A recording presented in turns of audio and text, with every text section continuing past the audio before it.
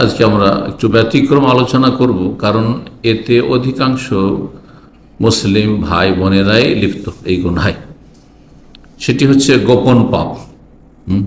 গোপন পাপ বা নির্জনতার গুনাহ। নির্জনতার গুনাহ মানুষের সামনে অনেকেই, বিশেষ করে যারা বাহ্যিক ধার্মিক ভিতরে অনেকটা ইমানের দুর্বলতার কারণে আভ্যন্তরীণ ক্ষেত্রে অথবা ব্যক্তি জীবনে নির্জনে অত ধার্মিক না। এদের কিন্তু অনেক সংখ্যা আছে। যথেষ্ট মানুষ এমন আছে বাহ্যিক রূপরেখা অত্যন্ত খুব সুন্দর, চমৎকার, কথাবার্তা, আচার আচরণ অথবা বেশভূষা, আর তার বাহ্যিক আমল, সহি আকীদা, 5 ওয়াক্ত সালাত ইত্যাদি সব আছে, কিন্তু নির্জনতার পাপ থেকে বাঁচতে পারে না। এটি বড়ই মারাত্মক। এই জন্য এই বিষয়টি কোনোদিন আলোচনা করিনি। এই মর্মে বিশেষ করে একটি হাদিস রয়েছে, মারাত্মক হাদিস। সেই হাদিসটি দিয়ে আজকে আলোচনা শুরু করব। গোপন পাপ।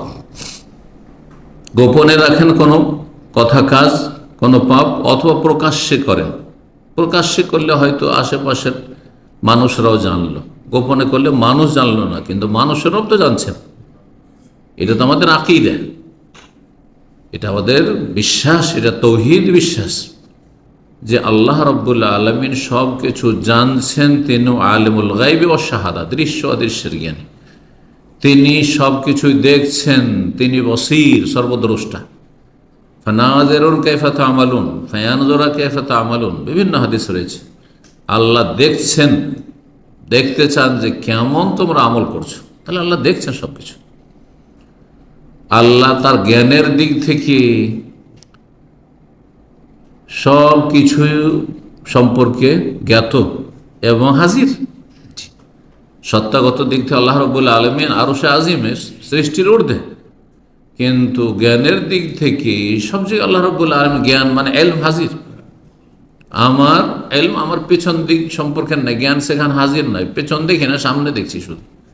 কিন্তু আল্লাহ রাব্বুল সামনে, পিছনে, ডানে বামে, এমন কি ভূগর্ভে যেখানে হোক না কেন,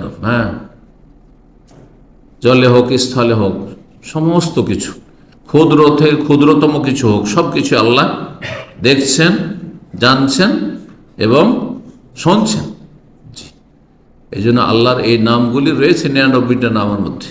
বসীরুন মানে সব কিছু যিনি দেখেন, আলিমুন মানে সর্বজ্ঞ, সব কিছু যিনি জানেন, সামিউন সব কিছু তিনি শোনেন, সর্বশ্রোতা, খবীরুন যিনি সব কিছুর সূক্ষ্ম খবর রাখেন, লতিফুন ক্ষুদ্র থেকে ক্ষুদ্রতম যে কোনো বিষয়ের, যা মানুষের দৃষ্টিগোচর হয় না, দেখতে পাই না, চোখের সামনেও থাকলে দেখতে পান না। অনেক ভাইরাস আছে, অনেক জীবাণু আছে, এত ক্ষুদ্র থেকে ক্ষুদ্রতম যে চোখে ধরবেন না, দেখলেও বুঝতে পারবেন না যেখানে কিছু আছে। আল্লাহ সব কিছু দেখছেন।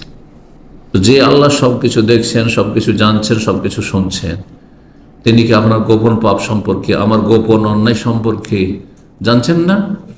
আপনি গোপনে কি আলাপ করলেন শুনছেন না? গোপনে কি ষড়যন্ত্র করলেন, কি নোংরামি করলেন, আল্লাহ জানলেন না, শুনলেন না, দেখলেন না? সব কিছু আল্লাহ সম্যক অবগত।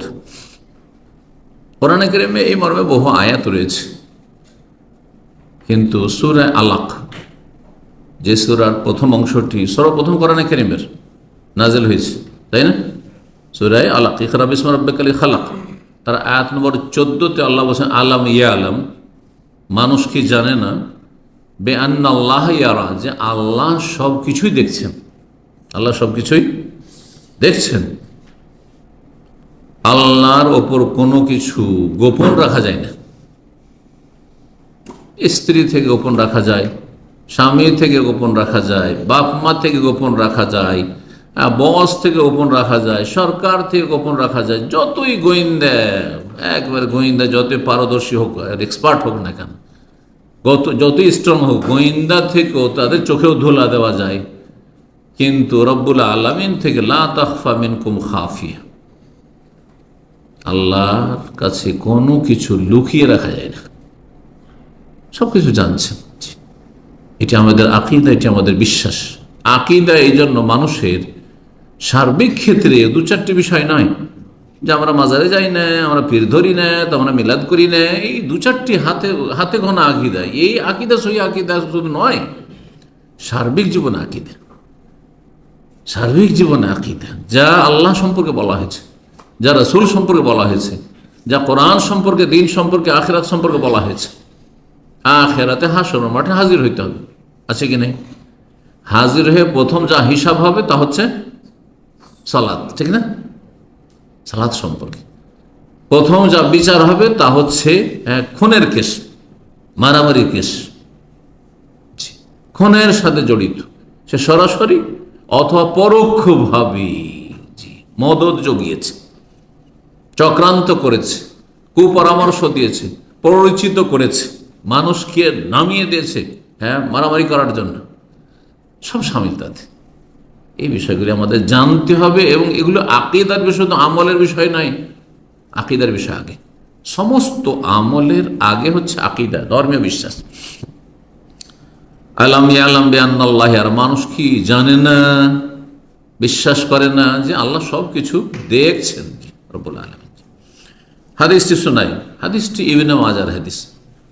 হাদিসের প্রসিদ্ধ কিতাব কয়টি? 6টি।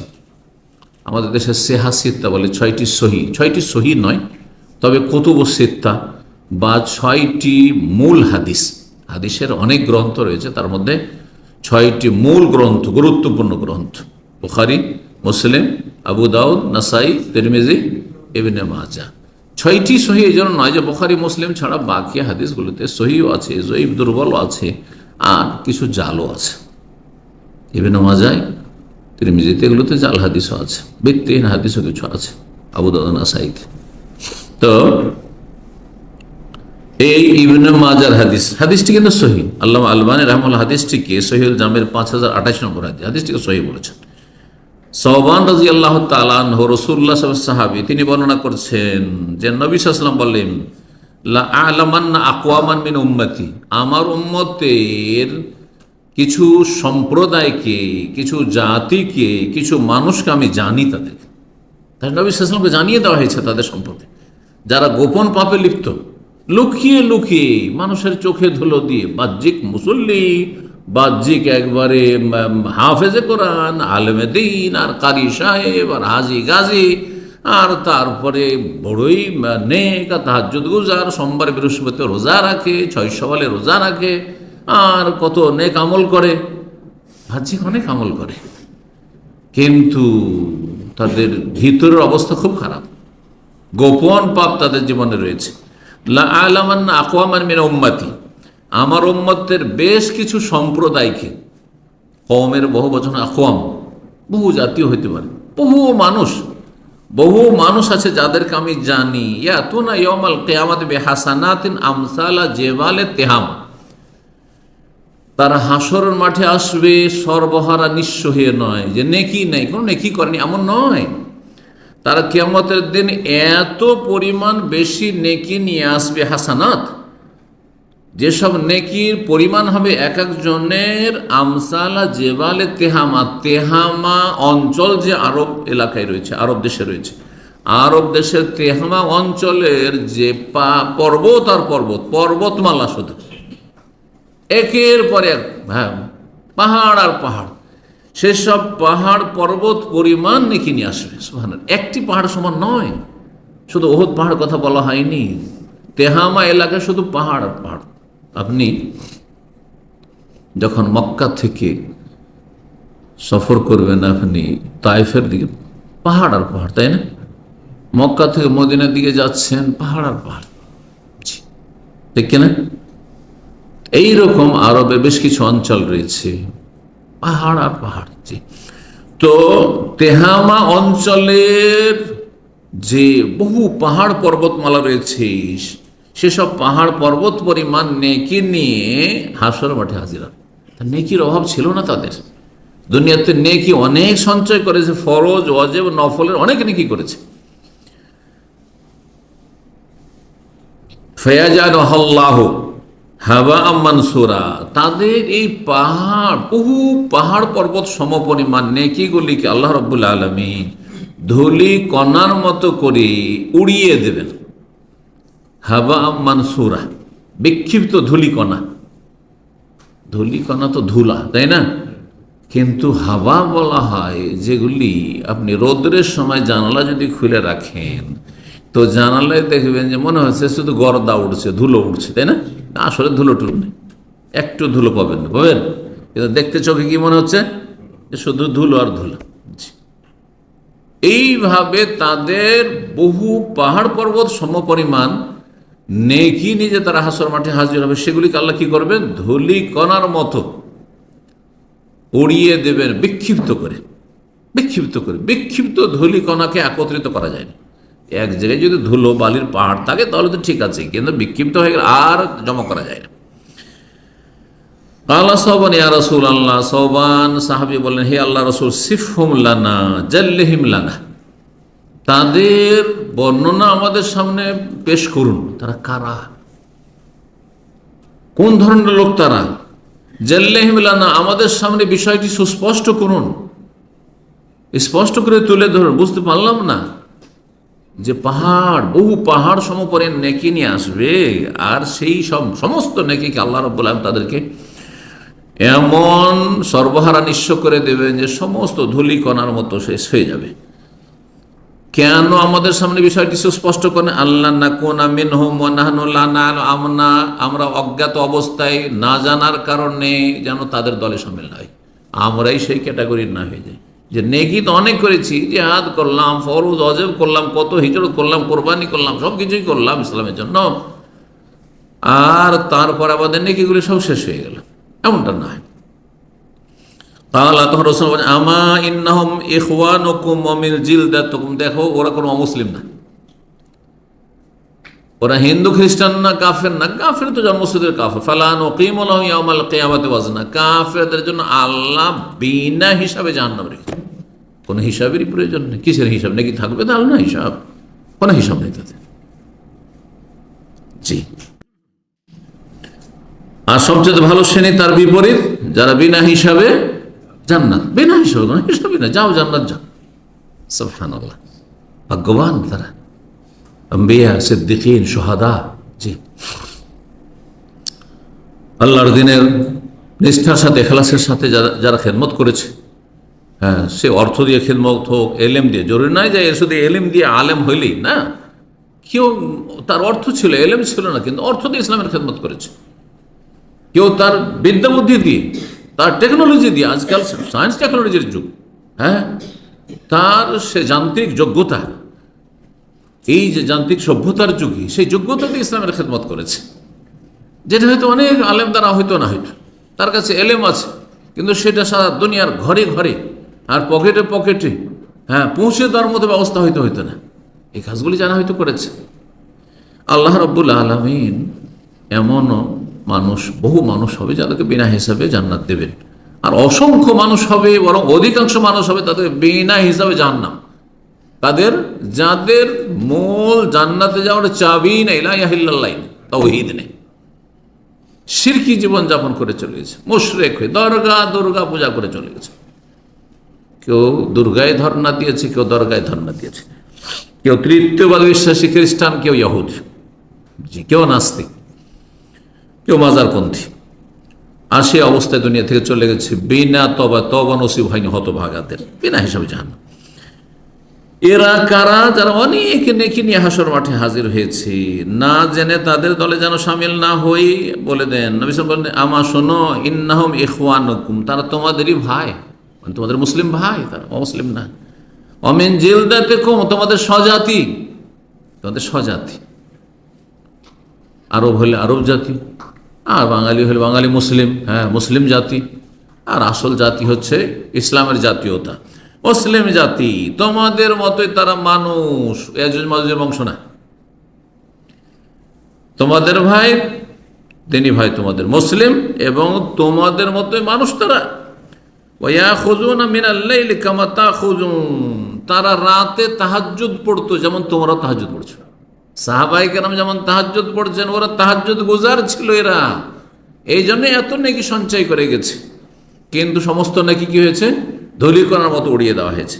ওয়ালাকিন্নাহুম আকওয়ামুন, তাহলে তারা এমন, কিন্তু তারা এমন হতভাগা জাতি যে ইযা খালাউ বিমাহারিমিল্লাহ ইনতাহাকুহা, যখন তারা আল্লাহর হারাম বিষয়গুলির ক্ষেত্রে নির্জনতায় যেত, একাকী হইতো, গোপনে সুযোগ পেত যে এই হারাম কাজটি এখন করলে কেউ টের পাবে না, আমার মা জানতে পারবে না, আমার বাবা জানতে পারবে না, আমার ছেলেমেয়েরা বাড়িতে আছে তারাও জানতে পারবেন না, আমার স্ত্রী জানতে পারবে না, আমার স্বামী জানতে পারবে না, আমার কফিল জানতে পারবে না, আমার সরকার জানতে পারবে না, আমার গোয়েন্দা বিভাগ জানতে পারবে না, কেউ জানতে পারবে না। সুবহানাল্লাহ। ইযা খালাও, খালাও খালিতে, খালি মানে কি? শূন্য হয়ে যাও, তাই না? খালি শব্দটি কিন্তু আমরা বাংলা ব্যবহার করছি, তাই না? আমি খালি আছি, হ্যাঁ শূন্য। যখন নির্জনে, খালি জায়গায় যেত, খালি জায়গায় বলি না আমরা, খালি জায়গায়, জি, যখন নির্জনতায় যেত, খালাও, আর সেখানে হারাম কথা কাজের সুযোগ পেত, হারাম কথা কাজের সুযোগ পেয়ে গেল, যে কোনো হারাম হোক না কেন, সে কাগজপত্রের জালিয়াতি করে হোক, আর জেনা ব্যভিচার হোক, আর সমকামিতাই হোক, আর পর্নোগ্রাফি ব্লু ফিল্ম হোক, যেমন আজকাল ব্লু ফিল্ম রোগ, নোংরা ছবি দেখা রোগ, অথবা বেগানা নারীর সাথে বেগানা পুরুষের আপনার প্রেম আলাপ হোক, পরকীয়া প্রেম হোক, জি, নারীর আসক্তি, পুরুষের আসক্তি, বেগানা পুরুষের আসক্তি, নারী পুরুষের, এসবগুলি নির্জনে হয় না? সবার সামনে হবে? সবার সামনে তো বোরকা পরে আছে, হয়তো সবার সামনে বোরকা না বললে বলছে, বোরকা না পড়লে কি হবে, আমার পর্দা এখানে আছে, বেদিন কিছু মহিলা আছে, এইখানে পর্দা আছে, ওর দাবিতে কম না, বুঝতে পারছেন না? দাবিতে কম না। এরা বেশি বদ প্রকৃতির, যে যত বেশি বদ প্রকৃতির, আমাদের সমাজে একটা কথা আছে না, চোরের মায়ের বড় গলা, বুঝতে পারছেন না? নাস্তিক, বেদিন, ইসলামের দুশ্মনরা বেশি দাবি করে ওরা ভালো মানুষ, দাঁড়িয়ে থাকলে কি হবে, ওই দাঁড়িতে ঝামেলা আছে, আর ও দাঁড়িয়ে নেই, ও খুব ভালো মানুষ আছে। এক শ্রেণীর মানুষ এরকম মনে করে, আমি নামাজ না পড়লে কি হবে, আমার এখানে ইমান, আমার ইমান পাক্কা আছে। আরে তোমার ইমান পাক্কা তাহলে তুমি বেনামাজি হইতেই না, কারণ বেনামাজির জন্য আল্লাহ জান্নাত তৈরি করেন, নামাজের জন্য জান্নাত তৈরি করেছে। তারপর নামাজিও যদি অন্য অন্য পাপ থাকে, নির্জনতার পাপ থাকে, তো জাহান্নামে যাবে, তার পাহাড় সমান নাকি সব শেষ, ধূলিকণার মতো নিঃশেষ করে দেওয়া হবে। এজা খালাও বেহা মেহারিমাল্লাহ, হাদিসের অংশটুকু শুনে, এজা খালাও, যখন তারা একাকী হইত, গোপনে কোনো জায়গায় সুযোগ পেত, বে মাহারিমিল্লাহ, কোনো হারাম কাজ করার, যে কোনো হারাম কাজ করার, চুরি করার সুযোগ কেউ নাই এখন, রান্দে নিয়ে যা। এজা খালাও বে মাহারিমিল্লাহ, ফেসবুক নিয়ে রাতের অন্ধকারে বিছানায় একাই, আর কেউ নেই রুমে, সোশ্যাল মিডিয়ায় গুনাহার গুনাহ, গুনাহার গুনাহ, ভালো দেখতে ভালো কম, আর গুনহার আসক্তি, জি, ছবির আসক্তি, জি, ছবির প্রেম, ছবির আসক্তি, ইস্কুসওয়ার, এটি আর একটি বড় ফেতনা কিন্তু, জি। এই যে পর্নোগ্রাফি যারা আসক্ত, তাদের যদি স্ত্রী বিয়েও দিয়ে দেন, তবু তার মাঝেও দেখব এমন নেশা, মদের মতো নেশা, হিরোইন গাঁজার মতো নেশা। ইযা খালাউ বিমাহারিমাল্লাহ, আল্লাহর হারাম জিনিস নিয়ে যখন নির্জনে যাওয়ার সুযোগ পেত, কোন জায়গায় একাকী হইতো, ইনতাহাকুহা, তখন সেখানে সীমা লঙ্ঘন করতো, পাপে লিপ্ত হয়ে যেত, তখন গুনাহে লিপ্ত হয়ে যেত। চুরি করার সুযোগ পেলে চুরি করে নিল, আর যদি সেখানে বেমানি করার সুযোগ বেমানি করিল, টাকা পয়সা নিয়ে উদাও, এখন তা আর ধরতে পারবে না, আমি তো দেশের বাইরে, এখন আউট হয়ে গেছে, আমাকে আর ধরার ক্ষমতা নেই, আমি টেলিফোন চেঞ্জ করে দিয়েছি, ইত্যাদি ইত্যাদি, যে কোনোভাবে হোক না কেন, যখন সুযোগ পেল তখন পাপে লিপ্ত হয়ে গেল। এই গোপন পাপের ভয়াবহ পরিণাম, গোপন পাপের ভয়াবহ পরিণাম বলছিলাম। গোপন পাপের একটি হচ্ছে জেনা ব্যভিচার, আর জেনা ব্যভিচারের প্রথম ধাপ হচ্ছে পরকীয়া প্রেম, পরকীয়া প্রেম, জি। যখন মহিলার সুযোগ পায়, আমার স্বামী বাড়িতে নেই, আমার শ্বশুর শাশুড়ি দূরে আছে, আমার বাবা মা দূরে আছে, অত বড় জানতে পারে না, আমি তো এখন রোমে, চলছে। এদিকে প্রবাসী, এখানে আমার স্ত্রীও নেই, বাপ মাও না, কেউ আমাকে চেনেও না, সুতরাং চলছে, পাপ চলছে, পাপই পাপের জায়গায় খুঁজে নিচ্ছে। বাহ্যিক সে মুসলিম এবং বেশ কিছু ভালো কাজও করেছে, রমজানে অনেক নেকি করেছে, কিন্তু এইসব নেকি কি কাজে আসবে যদি গোপন পাপ জীবনে থাকে? যেন গোপন পাপ থেকে মুক্ত হইতে হবে। গোপন পাপ থেকে মুক্ত হওয়া হচ্ছে ইখলাস, নিষ্ঠার বাস্তব প্রমাণ। আমার কথাটি বুঝলেন? আমি মানুষের সামনে যেমন ভালো, তার চেয়ে ভালো আমি নির্জনে হওয়ার চেষ্টা করি, এটা আপনার ইখলাসের প্রমাণ বহন করে যে সত্যি আপনি আল্লাহর ইবাদতবন্দি করছেন। কারণ আপনি জানছেন যে আমি মানুষের সামনে তো আংশিক মানুষকে খুশি করা উদ্দেশ্য, যাতে মানুষের আমাকে ভালো মানুষ মনে করে, তাই না? কিন্তু যখন একা থাকছি তখন আল্লাহ ছাড়া তো ওখানে কেউ খারাপ মন্তব্য করবে যে লোকটি খারাপ, এটা তো কোনো উপায় নেই। সেই সময় আপনি পাপ থেকে অনেক দূরে থাকছেন। আপনি এটা আপনার আন্তরিকতা, আপনার ইখলাস, নিষ্ঠা, আপনার খুলুসিয়াত, আপনার লিল্লাহিয়াত, আপনি যে আল্লাহ আল্লাহ মানুষ, আপনি যে আল্লাহ ভীরু মানুষ, এর প্রমাণ দলিল বহন করে যে আল্লাহ আমি তো ইচ্ছা করলে সব কিছু করতে পারতাম, একমাত্র তোমার ভয় করিনি, যেমন ইউসুফ আলাইহিস সালাম। আমি ইউসুফ আলাইহিস সালামের সুন্নত আদর্শের অনুসারী ছিল। আম্বিয়া রসুলগণের অনুসরণ আল্লাহ করতে বলেছেন। উলাইকাল্লাযীনা হাদাল্লাহ, সূরা আনামের একটি জায়গায় 18টি নবীর কথা আল্লাহ বর্ণনা করেছেন। আর তারপরে বলছেন এদেরকে আল্লাহ স্পেশাল হেদায়েত করেছেন, হেদায়েতের সার্টিফিকেট। সুতরাং ফাবে হোদাহ মুক্তাদে, শেষ নবী সাল্লাল্লাহু আলাইহি ওয়াসাল্লামকে আল্লাহ বলছেন, মুহাম্মদ সাল্লাল্লাহু আলাইহি ওয়াসাল্লাম বলছেন, এবং পরোক্ষভাবে আমাদেরকে বলা হচ্ছে সকলকে যে এই 18 জন নবীর হেদায়েতের ইক্তিদা করো, মানে অনুসরণ করো। যেমন ইমামের ইক্তিদা বলি আমরা, ইমামের পিছনে অনুসরণ করা, ইক্তিদা মানে ফাবে হোদাহ মুক্তাদে, এই 18 জন নবীর আদর্শের তরিকার হেদায়েতের অনুসরণ করা, তাদের পথের পথিক। তাদের অন্যতম ইউসুফ আলাইহিস সালাম। ইউসুফ আলাইহিস সালাম রাজ পরিবারে রানীর সাথে ব্যভিচার করার সুযোগ পেয়েছেন। কেন কি বলেছেন? মাআযাল্লাহ, আল্লাহ আমাকে রক্ষা করুন, আল্লাহ আমার হেফাজত করো, আল্লাহর কাছে পানা চাইছি, আশ্রয় চাইছি এই অনিষ্ট থেকে, ব্যভিচার থেকে। ইন্নাহু রব্বি, সেই তো আল্লাহ, 7 আসমান 7 জমিনের রব, আরশের মালিক। আহসানা মাসওয়ায়ে, তিনি আমাকে কত ভালো জায়গা দিয়েছেন। আমি তো কূপে পড়েছিলাম, আমার সৎ ভাইরা তো কূপে আমাকে নিক্ষেপ করেছিল এবং ভেবেছিল যে এখানেও মরেই যাবে, ও শেষ হয়ে যাবে, আর জীবনেও চাঁদ দেখা হবে না। কল্পনা করতে পেরেছিল যে একসময় তার সামনে আমাদেরকে দাস হয়ে, গোলাম হয়ে, অসহায় হাজির হইতে হবে? সুবহানাল্লাহ, আল্লাহ ওইখান থেকে উঠিয়ে নিয়ে এসে কত জায়গায় ঘুরে ফিরে আসে, রাজার বাড়িতে আল্লাহ পৌঁছে দিয়েছেন। বিক্রিও হইলেন অল্প পয়সাতে, গোলাম হয়ে বিক্রি, গোলামের জীবন কাটলো, আর তারপর আল্লাহ রাজ প্যালেসে পৌঁছে দিয়েছেন। আর সে আল্লাহকে ভুলে যাব? চিন্তা করুন তো, আপনি আমি কত দুর্বল ছিলাম, কত মূর্খ ছিলাম, হ্যাঁ, কত অসহায় ছিলাম। না ছিল পয়সা, না ছিল এলেম, না ছিল বিদ্যা বুদ্ধি, না ছিল বিদেশ, কোনো কিছুই ছিল না।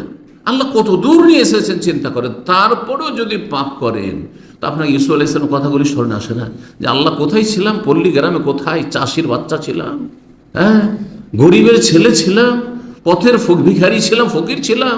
সেখান থেকে আল্লাহ তুমি আহসানা মাসওয়া, ভালো জায়গায় উঠিয়ে নিয়ে এসছো আল্লাহ রাব্বুল আলামিন। আল্লাহ তোমার শুকরিয়া আদায় করছে, আমি গোপনে গুনাহ করবো না।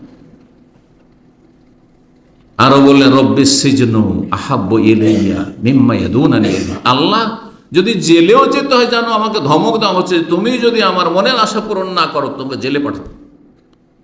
আল্লাহ, আমি জেলকে বেশি ভালোবাসি এই জেনার চাইতে। সুবহানাল্লাহ, আহাব্বু ইলাইয়া, জেল আমার কাছে বেশি প্রিয়, মিম্মা ইয়াদউনানি ইলাইহি, যেই দিকে আমাকে কি করছে, প্রলোভন দিচ্ছে, প্ররোচিত করছে ব্যভিচার করার জন্য, কুকাজের জন্য, তার চাইতে অনেক বেশি শ্রেয় আমার কাছে। 1-2 সপ্তাহ, 1-2 মাস নয়, কতদিন জেলে থাকলেন? হ্যাঁ, ফালাবিসা ফিস সিজনি বিদআ সিনিন, কয়েক বছর, 7 বছর। সুবহানাল্লাহ। তারপর নির্দোষী না হওয়া পর্যন্ত, আমি নির্দোষী খালাস, আমি আসলাম কেন জেলে? যতক্ষণ ফয়সালা না হবে ততক্ষণ আমি যাব না। জি, আল্লাহু আকবার। আল্লাহ রাব্বুল আলামিন যেন প্রিয় রাসূল সাল্লাল্লাহু আলাইহি ওয়াসাল্লামের অনুসরণে তৌফিক দান করেন, আম্বিয়া রাসূলগণের অনুসরণে তৌফিক দান করেন, সাহাবায়ে কেরাম, সিদ্দিকিন, শুহাদা, ভালো মানুষ, উলামা যারা কোরআন সুন্নাহর আলেম, তাদের অনুসরণে তৌফিক দান করেন। ভালো কাজে আল্লাহ সার্বিক সহযোগিতার এবং সার্বিক ক্ষেত্রে থাকার ভালো মানুষদের সাথে তৌফিক দান করেন, গুনাহ থেকে আল্লাহ বাঁচিয়ে রাখেন। এই জেনা ব্যভিচার সম্পর্কে একটি হাদিস সহিহ মুসলিমে রয়েছে 4802 নম্বর। এই হাদিসটা শুনিয়ে আলোচনা শেষ করি। আবু হুরায়রা রাদিয়াল্লাহু তাআলা আনহু বলছেন, আলা কুল্লি নাফসিন মিন বানি আদম কুতিবা হাযযুহু মিনাজ জিনা। প্রত্যেক আদম সন্তানের ভাগে কিছু না কিছু জেনার অংশ লেখা হয়েছে, ব্যভিচার অংশ লেখা হয়েছে। বড় জেনাই হোক অথবা বড় জেনার ভূমিকা প্রাথমিক স্তরগুলি ছোট জেনা হোক, হ্যাঁ, কিন্তু জেনা অঙ্গ প্রত্যঙ্গের জেনা, হ্যাঁ, আর সবচেয়ে বড় জেনা হচ্ছে লজ্জাস্থানের জেনা, ব্যভিচার। আদম সন্তানের প্রত্যেকের ভাগে কি লেখা হয়েছে?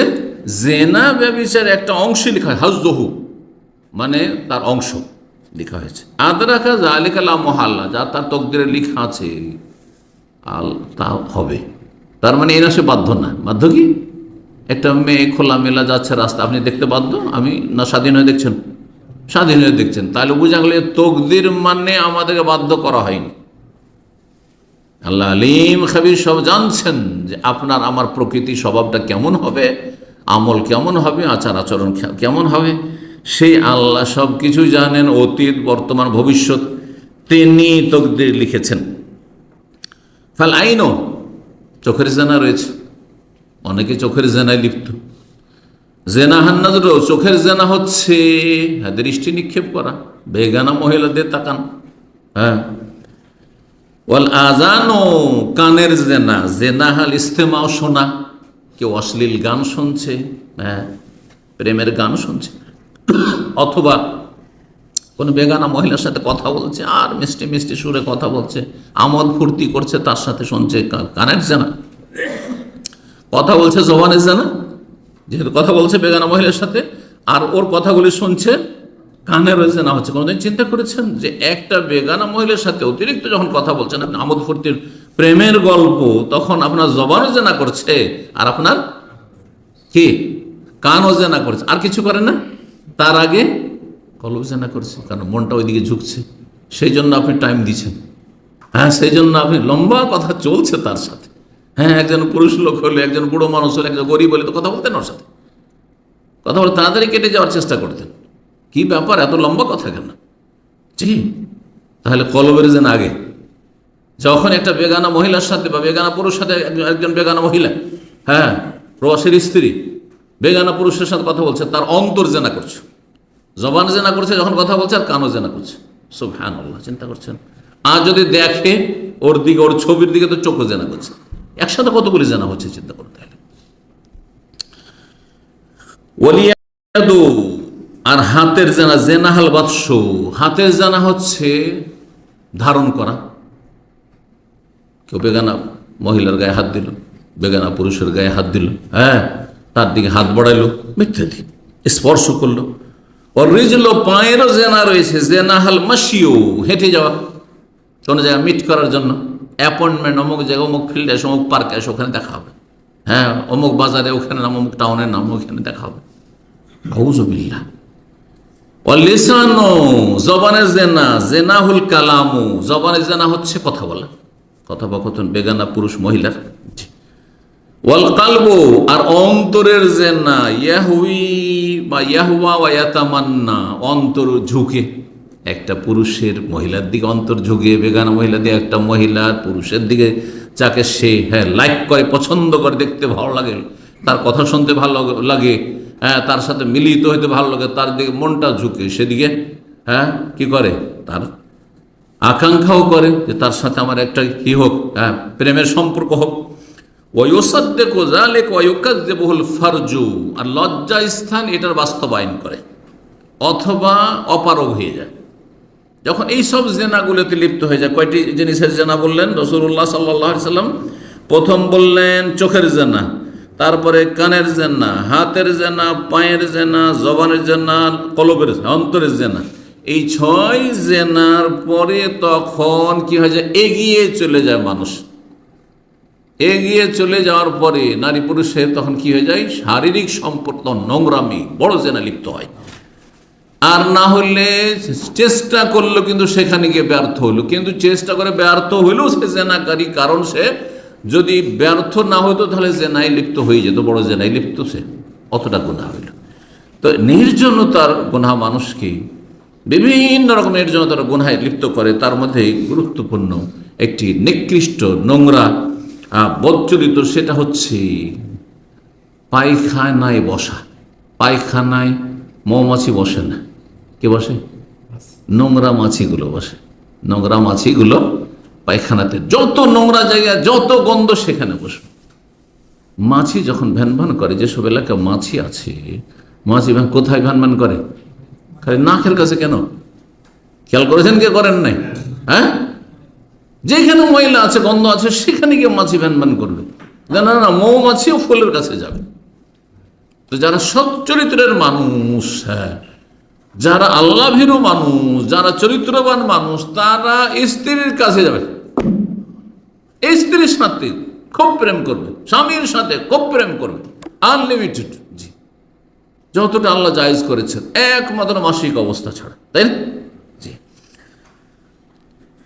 আল্লাহ রাব্বুল আলামিন যেন আমাদেরকে হালালকে হালাল মনে করার তৌফিক দান করেন, হারামকে হারাম মনে করার তৌফিক দান করেন, হারাম থেকে বেঁচে থাকার তৌফিক দান করেন, গোপন পাপ থেকে আল্লাহ বাঁচিয়ে রাখেন। বিশেষ করে যারা 5 ওয়াক্ত নামাজি, সহিহ আকীদা মানহাজের মানুষ আর ভালো মানুষ হয়ে চলার চেষ্টা করছেন, তারা অনেকটা এগিয়ে আছেন, তাদের জন্য দোয়া করব এবং তাদেরকে আল্লাহ যেন তৌফিক দান করে। তাদেরকে নসিহত করব, উপদেশ দেব যে আপনারা এই গোপন পাপ থেকে খুব সজাগ থাকবেন, কারণ অজান্তে পাপ হয়ে যায় মানুষের। আর এতে হয় কি, অলমার ইস্তেরসাল, আচ্ছা আরেকটু দেখি, আচ্ছা ছেড়ে দেবো, এই ছেড়ে দেবো, কিন্তু ছাড়বেন কোথায়?